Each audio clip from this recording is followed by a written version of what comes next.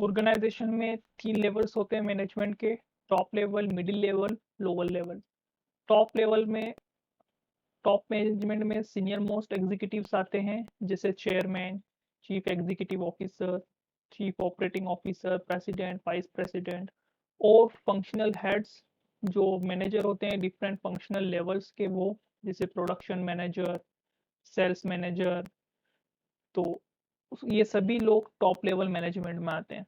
तो top level management का सबसे फर्स्ट काम रहता है कि ऑर्गेनाइजेशन में वर्क करने वाले different individuals, different elements, different department की एक्टिविटीज को कोऑर्डिनेट करना और ऑर्गेनाइजेशन के गोल्स के टुवर्ड डायरेक्ट करना। ऑर्गेनाइजेशन के वेलफेयर के लिए, सर्वाइवल के लिए टॉप लेवल ही जो है वो रिस्पॉन्सिबल रहता है, क्योंकि सबसे ज़्यादा ऑथोरिटी टॉप मैनेजमेंट की रहती है। सारे डिसीजंस, सारे प्लान्स जो रहते हैं वो टॉप मैनेजमेंट ही फॉर्मुलेट करती है। मिडिल लेवल, लोअर लेवल उन प्लान्स को सिर्फ इम्प्लीमेंट करती है। तो ऑर्गेनाइजेशन की ग्रोथ के लिए, सर्वाइवल के लिए, प्रॉफिट के लिए, ओवरऑल परफॉर्मेंस के लिए सबसे फर्स्ट टॉप मैनेजमेंट ही रिस्पॉन्सिबल होती है।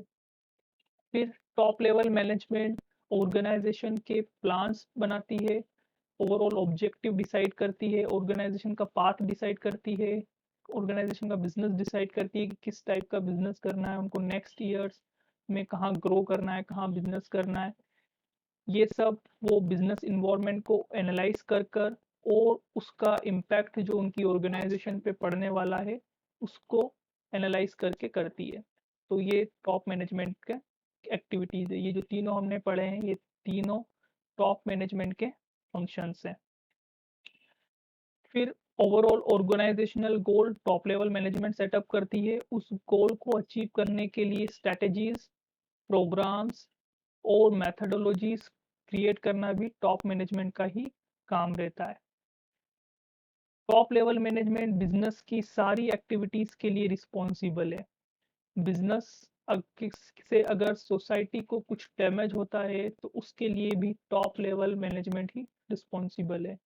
अगर ऑर्गेनाइजेशन कुछ अनस्क्रप्लियस एक्टिविटीज या कुछ धोखाधड़ी करती है या कुछ एडल्ट्री प्रोडक्ट बेचती है मिलावट वाले, तो उसके लिए भी टॉप लेवल मैनेजमेंट ही रिस्पॉन्सिबल होती है।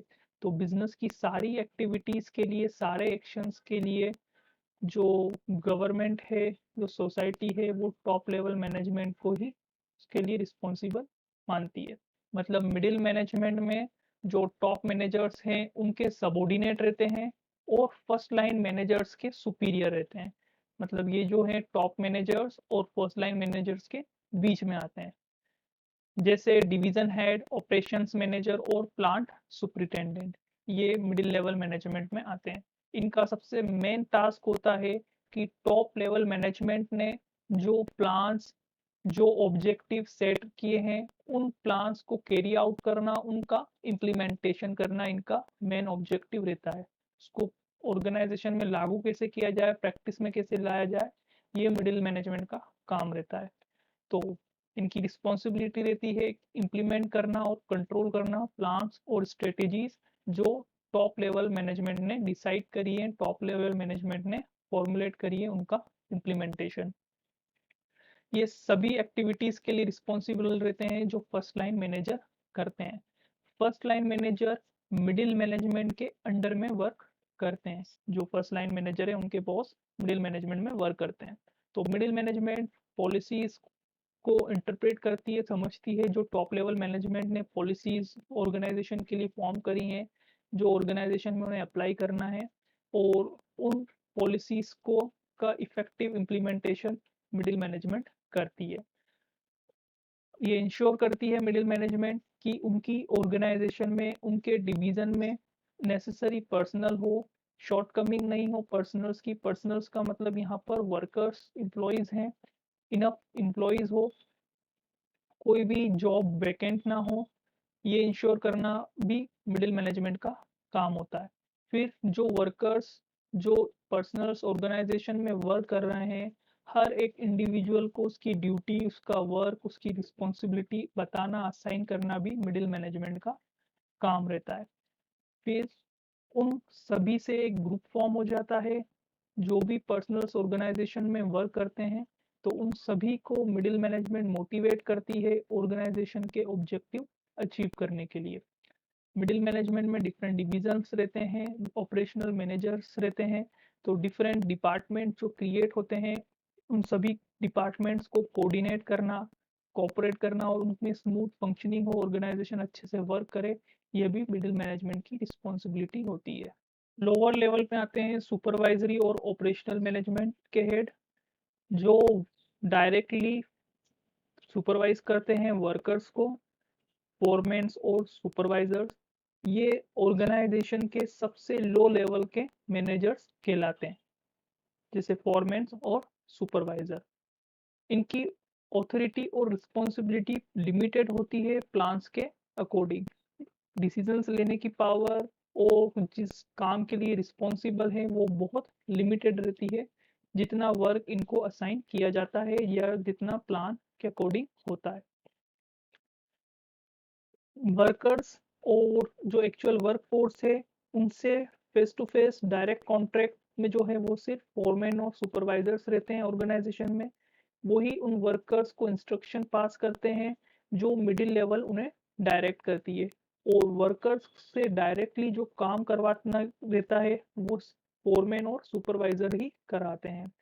सुपरवाइजर का मतलब होता है एक वो इंडिविजुअल जो जिसके अंडर में कुछ वर्क फोर्स हो, कुछ 10-15 लोग वर्क करते हो और वो उन्हें डायरेक्ट करता हो, उनको ओवरसी करता हो, उनको काम करवाते हुए देखता हो, उसको सुपरवाइजर बोलते हैं।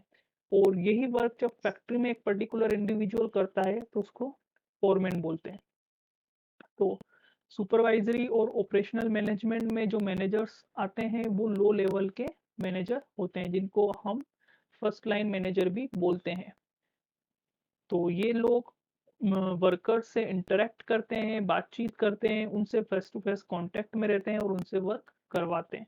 और मिडिल लेवल के जो भी डिसीजंस रहते हैं वो ये मिडिल लेवल के डिसीजंस को इन वर्कर्स पर पास करते हैं। तो ये उनके बीच में एज अ लिंक सर्व करते हैं।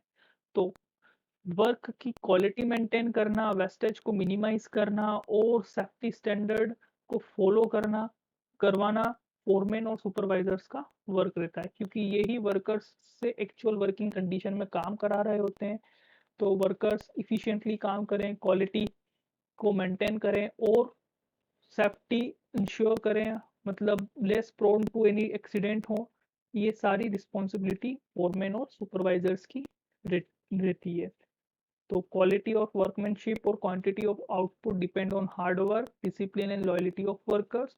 और hard work, discipline, loyalty check करने के लिए ही ऑर्गेनाइजेशन फोरमैन्स और सुपरवाइजर्स को अपॉइंट करती है, जिससे वो इन वर्कर्स को ओवरसी कर पाए और मैनेजमेंट के डिसीजंस को वर्कर्स को बता पाए, इंस्ट्रक्ट कर पाए।